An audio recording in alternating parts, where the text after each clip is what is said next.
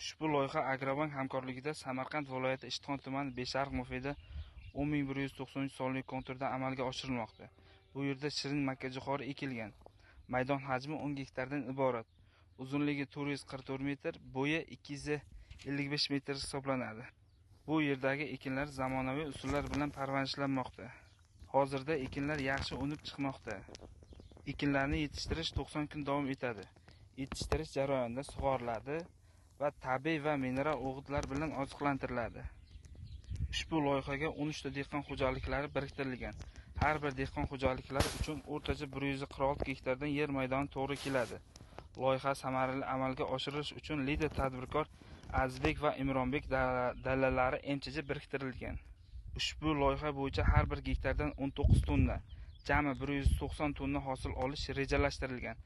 Mazkur ekinlar yig'ishtirib olingandan so'ng ikkinchi ekinga ham yuqori daromadlar ekin turini ekish orqali yer egalarining daromadlari yanada oshirib boriladi.